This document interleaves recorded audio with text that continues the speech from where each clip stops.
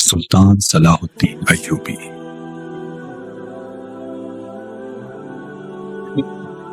تاریخ کا ایک ایسا عظیم جرنیل اور ملٹری جینیس جس نے بکھری ہوئی مسلمان دنیا کو ایک جھنڈے کے نیچے جمع کیا اور اپنی لاجواب حکمت عملی سے یورپ کے کروسیڈرز کو گھٹنوں پر لا کر بیت المقدس کو آزاد کروایا۔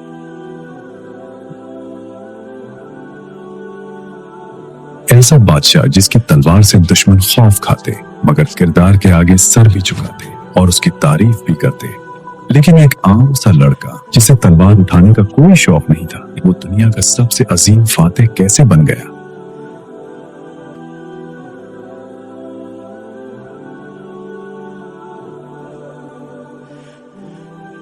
آئیے جانتے ہیں صلاح الدین کی مکمل کہانی دی ٹروتھ ڈائریز میں۔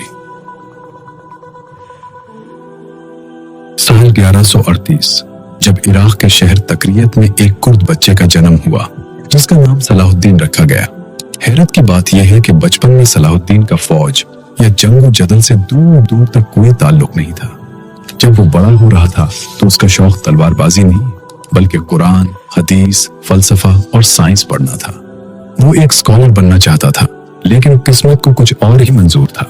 اس وقت مسلمان دنیا شام کے طاقتور نور الدین زنگی اور مصر کی کمزور فاطمی خلافت کے درمیان بنٹی ہوئی تھی۔ جب کروسیڈرز نے مصر کی اس کمزوری کا فائدہ اٹھا کر وہاں قبضہ کرنا چاہا تو نور الدین زنگی نے دشمن کو روکنے کے لیے اپنے سب سے عظیم جنرل اسد الدین شیرکوہ کو فوج دے کر مصر بھیجا۔ شیرکوہ اصل میں صلاح الدین کے چچا تھے اور انہوں نے اس جنگی مہم پر اپنے بھتیجے کو بھی ساتھ چلنے کا حکم دیا، جس پر بعد میں صلاح الدین نے خود بھی لکھا تھا کہ میں وہاں ایسے گیا جیسے کوئی موت کے منہ میں جاتا ہے۔ مصر کے اس سفر میں ایسے حالات پیدا ہو گئے جس نے اس پڑھے لکھے نوجوان کے اندر کے سوئے ہوئے شیر کو جگا دیا۔ صلاح الدین کو نہ چاہتے ہوئے بھی تلوار اٹھانی پڑی۔ جب یہ مسلمان فوج مصر پہنچی تو انہوں نے اپنی حکمت عملی سے مصر کے اسکندریہ شہر پر کنٹرول حاصل کر لیا، لیکن تبھی کروسیڈرز کی ایک بڑی فوج نے بھی آ کر شہر کا محاصرہ کر لیا۔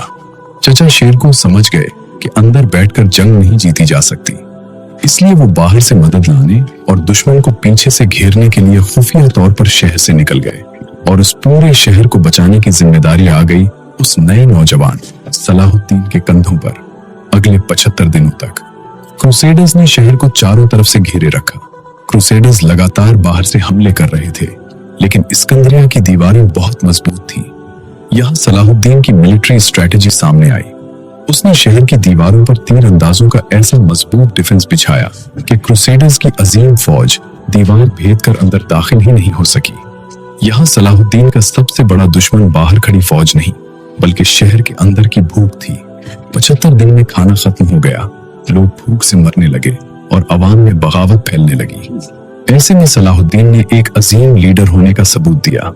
اس نے اپنا کھانا عوام میں بانٹ دیا، ان کے درمیان رہا اور ان کا حوصلہ اس قدر بڑھایا کہ بھوک سے مرتے ہوئے لوگوں نے بھی دشمن کے آگے ہتھیار ڈالنے سے انکار کر دیا۔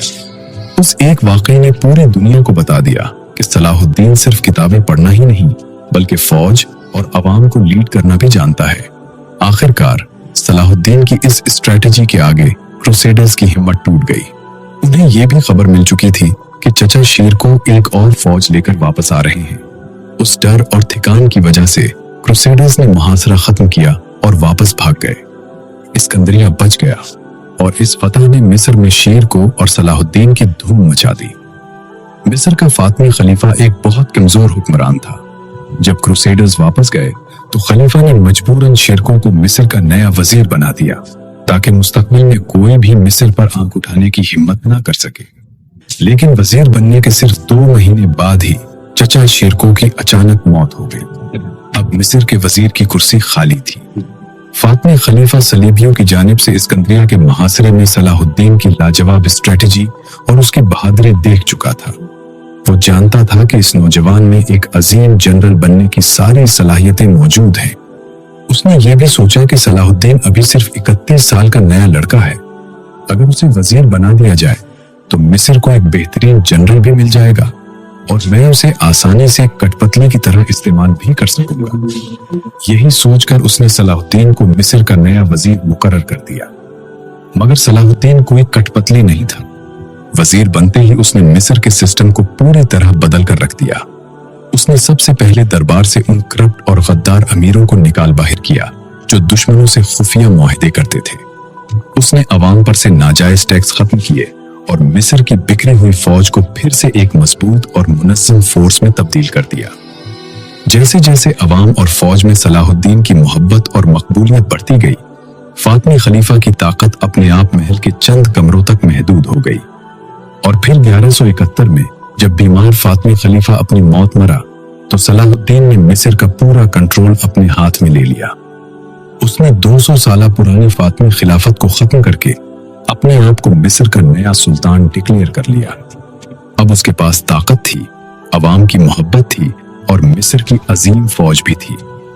मिस्र का तख्त हासिल करने के बाद सलाहुद्दीन आराम से नहीं बैठा। जब उसने आसपास की दुनिया और नक्शे को गौर से देखा तो उसे एक बहुत ही कड़वी सच्चाई समझ आई। उसने देखा कि सलीबी सिर्फ बैतुल मुकद्दस पर कब्जा किए नहीं बैठे थे, बल्कि वो मुसलसल मिस्र और शाम की सरहदों पर हमले भी कर रहे थे।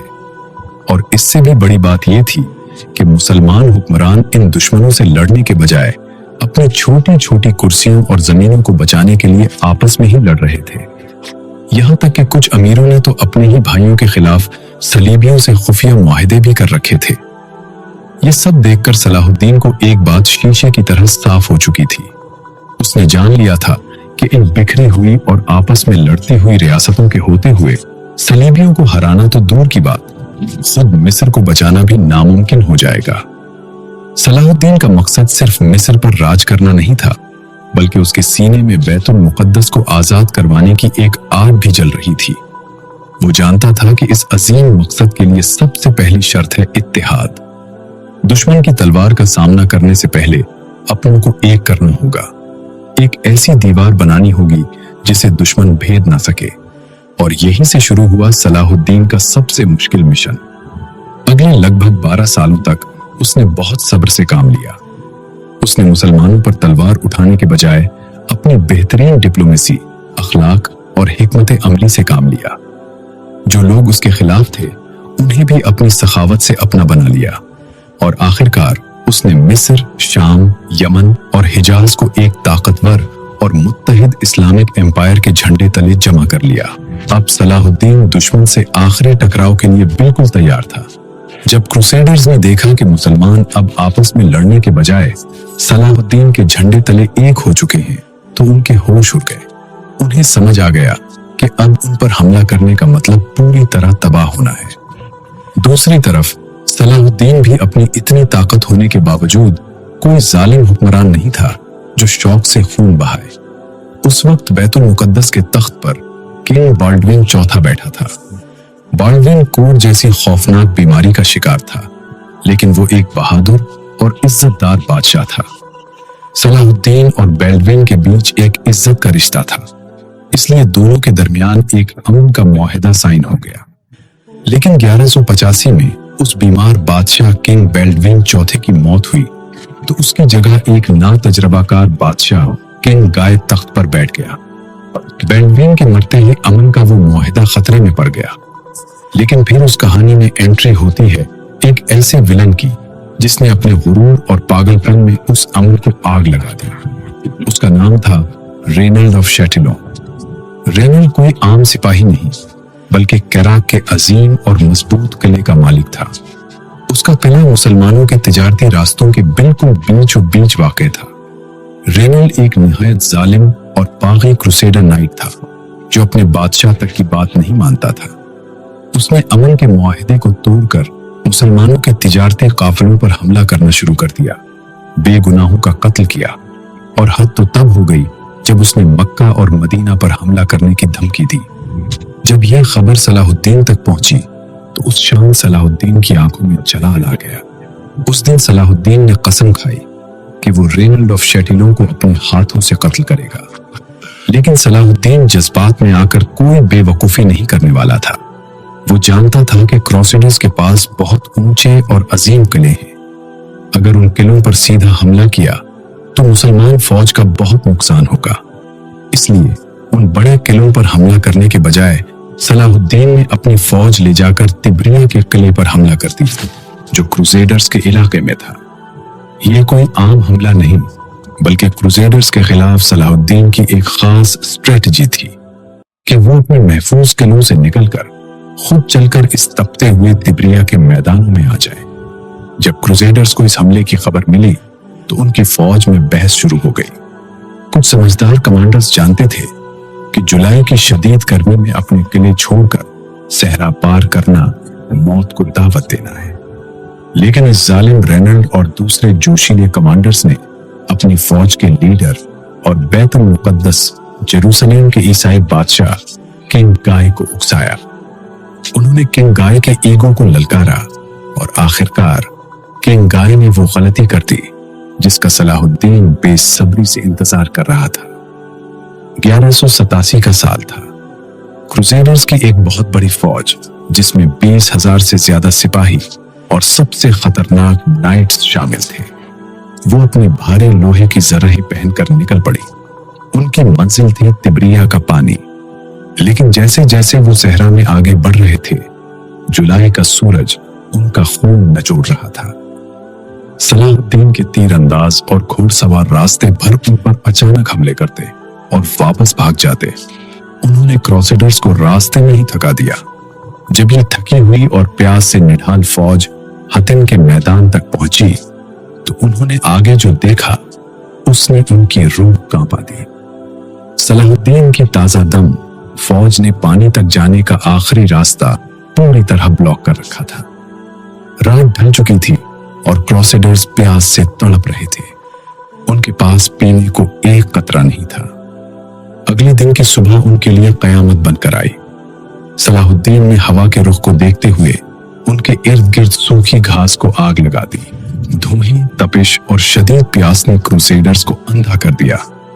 इसके बाद जो तीरों की बारिश हुई उसने क्रूसेडर फौज का नाम और निशान मिटा दिया। ये तारीख की सबसे अजीम जंगों में से एक थी, जिसे द बैटल ऑफ हतिन भी कहा जाता है। जंग के खत्म होने के बाद किंग गाय और उस जालिम रेनाल्ड ऑफ शेतिलियों को जिंदा पकड़कर सलाहुद्दीन के खैमे में लाया गया।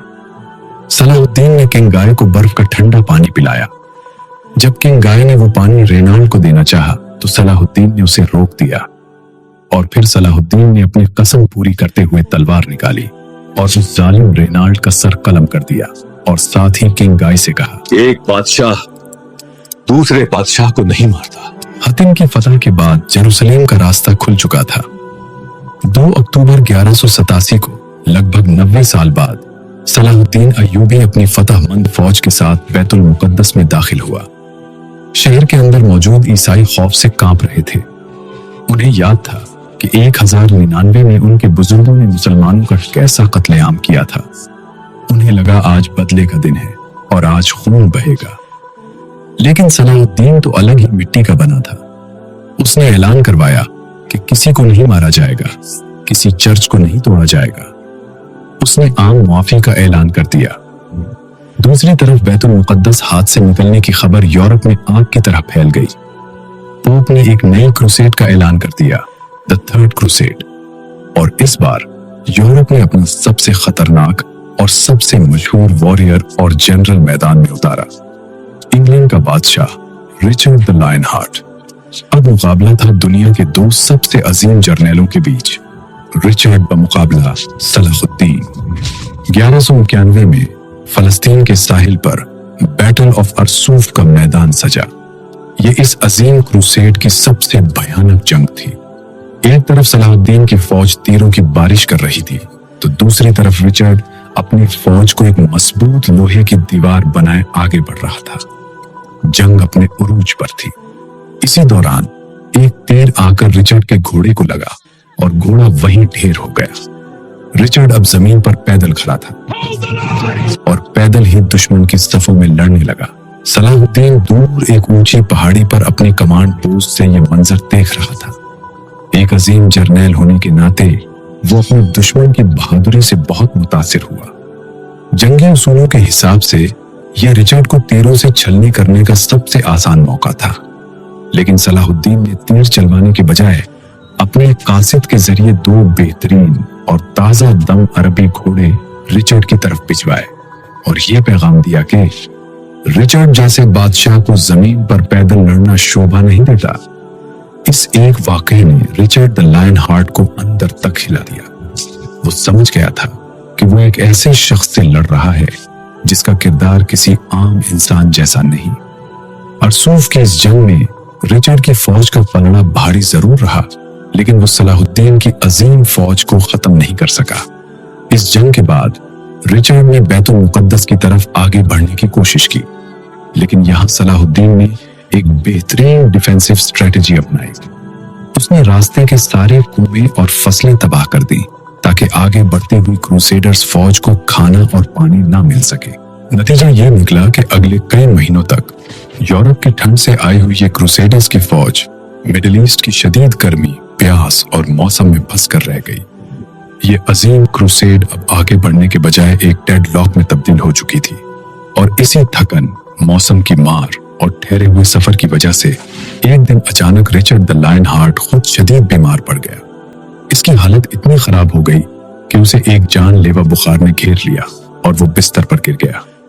जब सलाहुद्दीन को अपने सबसे बड़े दुश्मन की इस हालत का पता चला तो उसने इस कमजोरी का फायदा उठाकर हमला करने के बजाय दुश्मनी की एक ऐसी मिसाल कायम की जो तारीख में हमेशा के लिए अमर हो गई। सलाहुद्दीन ने रिचर्ड को मरने के लिए छोड़ने के बजाय अपने बेहतरीन जाती तबीब उसके इलाज के लिए भेजे।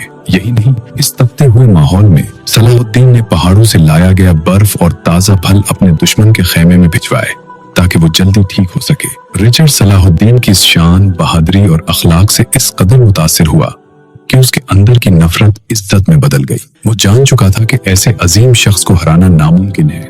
वैसे भी उसकी अपनी फौज मौसम और भूख से थक चुकी थी, इसलिए रिचर्ड ने आगे लड़ने से इनकार कर दिया। आखिरकार 2 सितंबर 1192 को दोनों अजीम दुश्मनों के बीच तारीखी ट्रीटी ऑफ जाफा साइन हुई। ये तय पाया कि बैतुल मुकद्दस मुसलमानों के पास ही रहेगा और ईसाई ज़ायरीन को वहां बना किसी डर या फिदिया के आने की मुकम्मल इजाजत होगी। इस ट्रीटी के कुछ ही अरसे बाद 4 मार्च 1193 को दमिश्क में इस अजीम फातेह को बीमारी ने घेर लिया और सिर्फ 55 साल की उम्र में सुल्तान सलाहुद्दीन अय्यूबी इस फानी दुनिया से रुखसत हो गए। जब सुल्तान की मौत के बाद उनका खजाना खोला गया तो दरबारियों की आंखों में आंसू आ गए। जिस शख्स की सल्तनत मिस्र से लेकर शाम और यमन तक फैली थी, जिसकी ताकत से पूरा यूरोप कांपता था, इसके खजाने में सिर्फ 1 सोने का सिक्का और 47 चांदी के सिक्के मिले। उसने अपनी सारी दौलत गरीबों और अवाम पर खर्च कर दी थी। इसके पास इतने पैसे भी नहीं बचे थे कि उसके अपने कफन दफन का खर्चा उठाया जा सके। सलाहुद्दीन अय्यूबी ने दुनिया अपने किरदार और अपने इंसाफ से जीती थी। इनकी कब्र आज भी दमिश्क में मौजूद है, जो हमें याद दिलाती है कि असली अजीम बादशाह वो नहीं जो लोगों पर राज करे, बल्कि वो है जो लोगों के दिलों पर राज करे।